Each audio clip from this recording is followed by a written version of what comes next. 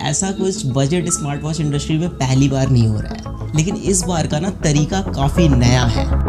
Smart watch जब आप किसी पे भरोसा करते हैं तो उनकी हर कही हुई बात टेक बर्नर को बड़ा ही सोचना पड़े और लिए हुए फैसले पे सपोर्ट दिखाते हैं। हमने मार्केट में बदलाव लाया। आप सोचिए, जिस इंसान के 10 मिलियन सब्सक्राइबर्स हैं और वो फेमस भी है टेक्नोलॉजी के नाम से, 3 days 4 crores, insane man। तो उसकी क्रेडिबिलिटी को लेकर के भरोसा होता है। हर बंदा उसे फिटनेस वाली चीजें भी कर पाए और बड़े बड़े क्लेम्स को लेके शक भी होता है। 15 नवंबर 2024 टेक बर्नर लॉन्च करते अपनी पहली लेयर्स की एनार्क स्मार्ट वॉच। मैंने बोला मेरी वॉच फंक्शन नहीं कर रही ठीक से, उधर से रिप्लाई चाइनीज में आता है। इन्होंने कैसे एक एजेंसी को हायर करके अपने वॉच के रिलेटेड अनरियल हाइप क्रिएट करी और ऑडियंस को एंगेज करा। मुझे कुछ पुराने वेब मटेरियल्स मिले हैं ऑनलाइन और ये कुछ और ही दर्शा रहे हैं।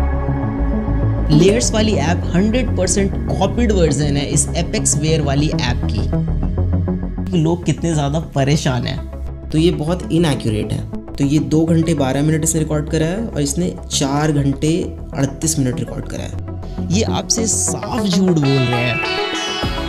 ऐसी बहुत सी चीज़ें हैं जो आपको क्रिएटर बिजनेस को लेकर के दोबारा सोचने पे मजबूर करेंगी और मे बी आप भरोसा करना छोड़ दें। या तो इन्होंने इस सेगमेंट का टेक इंडस्ट्री में बेस्ट वॉच लॉन्च किया है या फिर ऑडियंस के साथ बहुत बड़ा विश्वासघात हुआ है।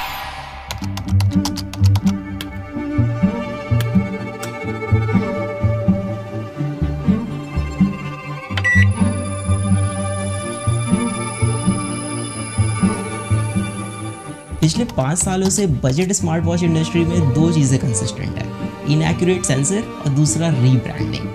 लेकिन इन्होंने कुछ अलग किया है, ऐसा ये कह रहे हैं। जैसे अच्छी बैटरी लाइफ, अच्छा डिस्प्ले, एक स्टेबल यूआई, एक अच्छी स्टेबल ऐप, तो हम एक ऐसा प्रोडक्ट बना पाएंगे जो डेफिनेटली काफी ज्यादा क्रेजी हो।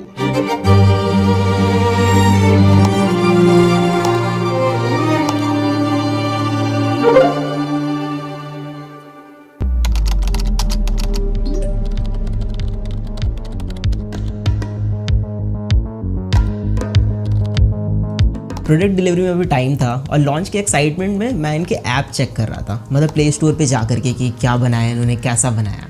तभी मुझे वहाँ पे कुछ अजीब दिखा।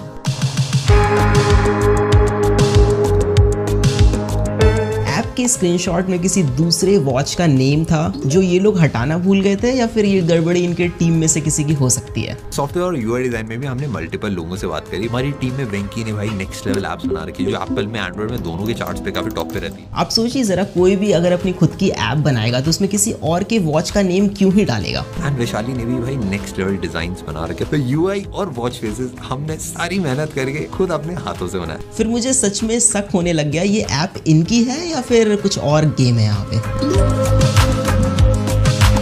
एप्लीकेशन को प्ले स्टोर से मैंने डाउनलोड किया, उसका एपीके एक्सट्रैक्ट किया,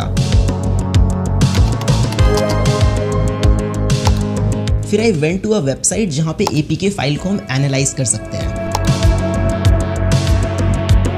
थोड़ा सा स्क्रॉल करने के बाद आई गेट टू नो कि इस ऐप में third party SDK companies integrated है जो सारी की सारी चाइना बेस्ड है। अब सब कुछ क्लियर हो गया तब जब मैंने इनका लाइव चैट सपोर्ट यूज करा। मैंने बोला मेरी वॉच फंक्शन नहीं कर रही ठीक से, उधर से रिप्लाई चाइनीज में आता है। सो नाउ यू नो कि ये एक्चुअल में क्या है, सब साफ पता चल रहा है। हमने सारी मेहनत करके खुद अपने हाथों से बनाया और जिसका डर था वही हुआ। ये स्क्रीनशॉट अब रिप्लेस हो गया है इनके एनार्क वॉच से प्ले स्टोर पे, बट मैंने ओल्ड एपीके फाइल अभी भी सेव करके रखी है। और मादक के आदमी के दिमाग की एक कमजोरी ये होती है कि अगर एक झूठ किसी के सामने बोला जाए, एक बार, फिर 2 बार, फिर 3 बार, फिर 10 बार, फिर 50 बार, फिर 100 बार, तो लगता है यही सच है। हम प्रोडक्ट को लेके ऑब्सेस्ड हैं। हम इंडिया में नेक्स्ट लेवल इनोवेटिव प्रोडक्ट्स बनाने के लिए सालों देने के लिए रेडी हैं। मानव विज्ञान में हमने काफी ज्यादा तरक्की कर ली है। इट फील्स लाइक आप किसी को अपने इशारे पे नचाने ऐसा फील करते हैं। 3 days 4 crores. Yeah, insane. आप कुछ भी किसी को बेच सकते हैं, लोगों के ओपिनियन चेंज कर सकते हैं, इमोशनल मार्केटिंग कर सकते हैं, बस आपको तरीका आना चाहिए। उस टाइम पे रिसोर्सेज इतनी नहीं थी, पैसा नहीं था, एक्सपीरियंस नहीं था चीजों को मैनेज करने, एक स्टार्टअप को चलाने। लेकिन मेरा मानना है कि अगर ऑडियंस ने आपको रीच, ट्रस्ट, अपॉर्चुनिटी एक प्लेटफॉर्म पे दी है तो आपको उनके साथ गलत फायदा नहीं उठाना चाहिए, लोगों के सेंटिमेंट्स के साथ नहीं खेलना चाहिए। They played it very well, but did they cheat anywhere that you guys didn't find out?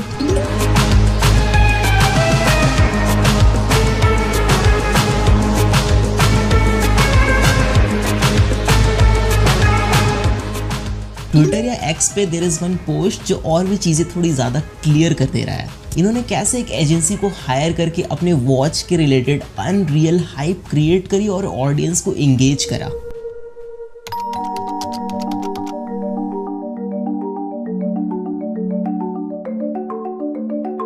सो ये वॉच 40 से 50,000 वाले वॉच के डिजाइन को टक्कर दे सकती है, ऐसा मैं नहीं कह रहा, ये कह रहे हैं। और ये सिर्फ 7,000 की घड़ी है। डिजाइन के बारे में मैं ज्यादा नहीं बोलूंगा, you know it, I know it, but have a look at it.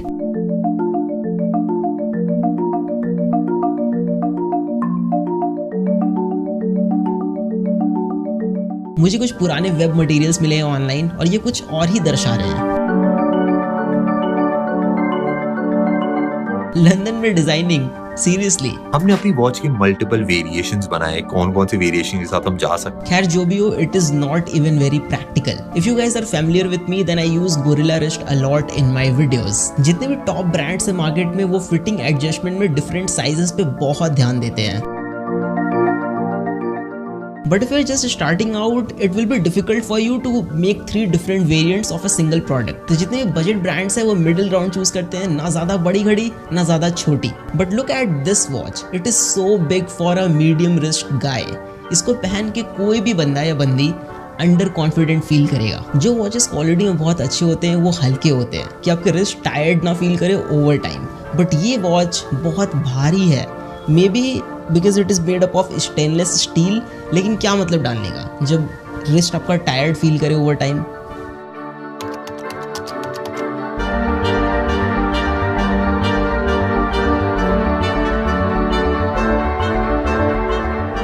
Patent कराना बड़ा मुश्किल होता है क्योंकि इतनी सारी कंपनीज होती है, सबने बहुत सारे पेटेंट करा रखे होते हैं, तो कुछ नया क्रिएट करके पेटेंट करना। आई डोंट अंडरस्टैंड कि आप इतने साल से प्रोडक्ट्स रिव्यू कर रहे हैं, आप इसमें टॉप पे हैं एंड आपने अपनी खुद की प्रोडक्ट में ऐसी सिली सी मिस्टेक करी है। बट फाइनली हम एक लंदन बेस्ड एजेंसी सिमर, आपने प्रोडक्ट को पूरा हाइप करा कि ये वर्ल्ड का बेस्ट डिजाइन है, आपने लंदन में डिजाइन कराया, बट अपने बेजल्स इतने मोटे मोटे छोड़ दिए स्क्रीन के अराउंड, क्यों? Display quality is really good, it is quite bright display, बाहर में भी बहुत अच्छा विजिबल है, बट ऑटो ब्राइटनेस वाला सेंसर डालना भूल गए होंगे। मतलब आजकल लोग भूल जाते हैं, गलती हो जाती है, राइट? 3-4 हज़ार वाले वॉचेस में मिल जाता है ये सेंसर, लेकिन मार्केटिंग में ज़्यादा खर्चा हो गया होगा I guess. It has water resistant का रेटिंग, बट वो IP68 है। लाइक 5 ATM तो कॉमन है ना आजकल, तो आप इसको स्विमिंग के वक्त यूज़ नहीं कर पाएंगे।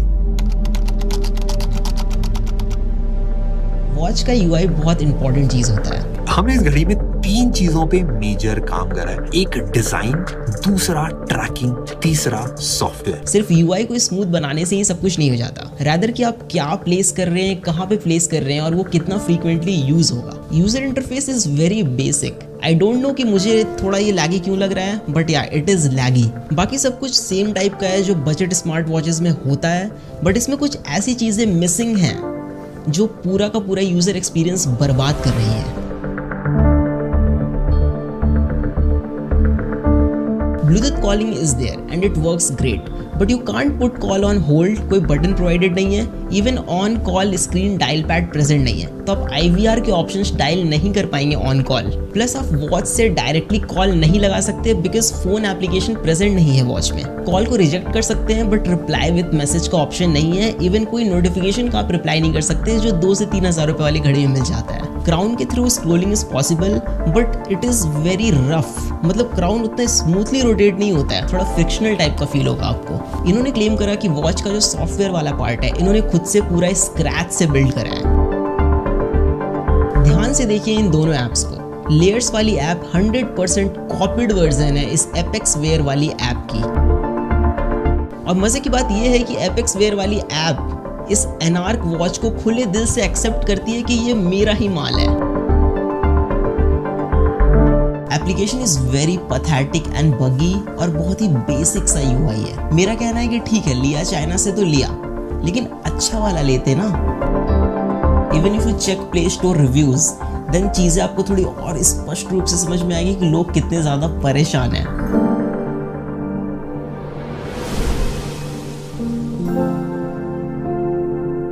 अब बोलिए मैं क्या कहूँ, बस एक चीज है जिससे अब इनकी लाज बच सकती है, डेटा एक्यूरेसी। लेकिन उसमें भी एकदम बड़े बड़े क्लेम्स मारे हैं इन्होंने। इसकी जो हार्ट रेट ट्रैकिंग है वो एप्पल वॉच अल्ट्रा से कंपेरेबल है, मतलब आप दोनों पे ट्रैक करोगे ऑलमोस्ट सेम ही आएगा।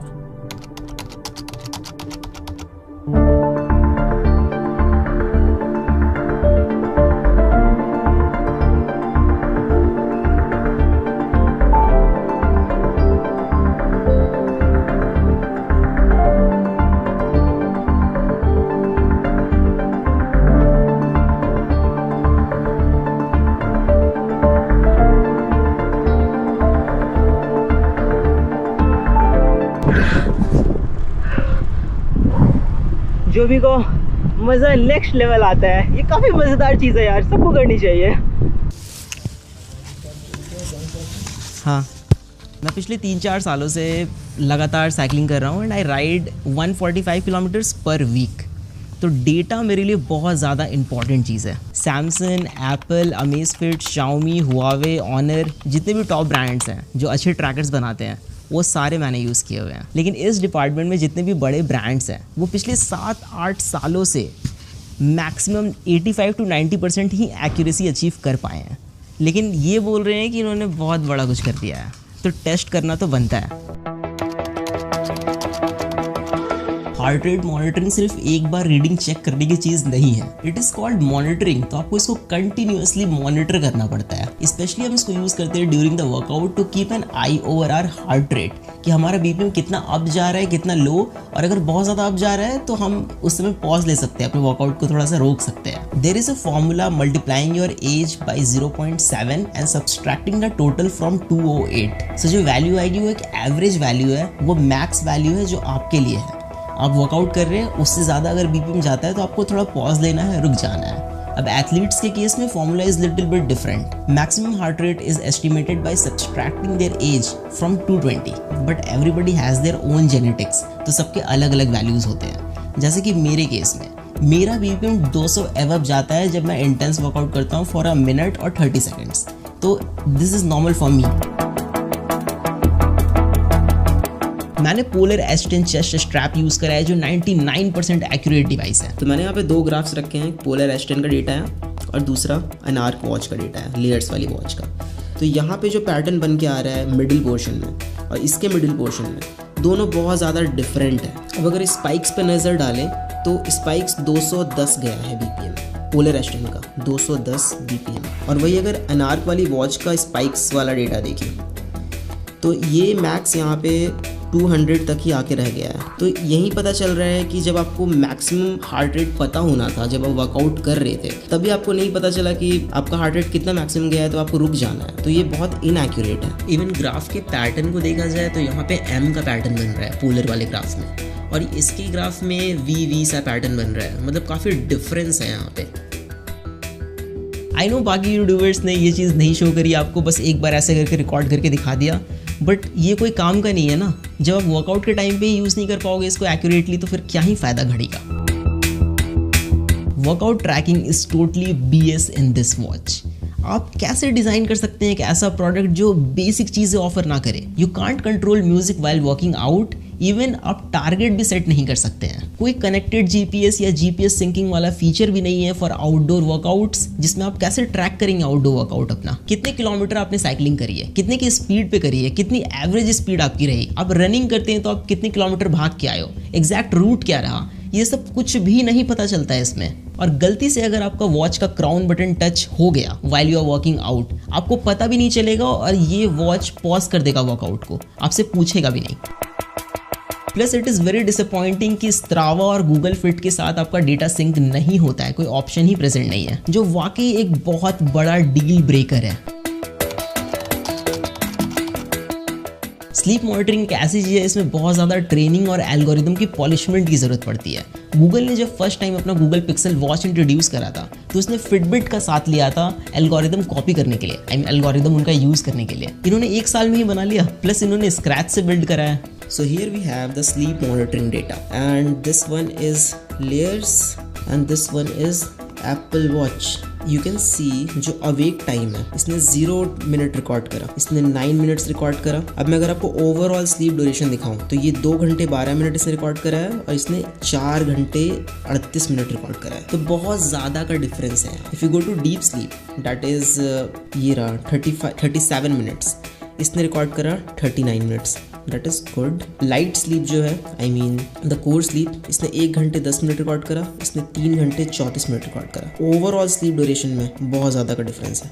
नाउ एक चीज़ है जो इनकी बहुत सही लगी मुझे, that is SpO2 sensor. It is Fairlie accurate. Steps monitoring is kind of gimmick until आप GPS यूज़ कर रहे हैं, तो GPS इसमें यूज़ कर नहीं रहे हैं तो आप उसको लाइक पिंच ऑफ सॉल्ट के साथ ले सकते हैं, कैसे भी स्टेप्स काउंट करके आपको देगा।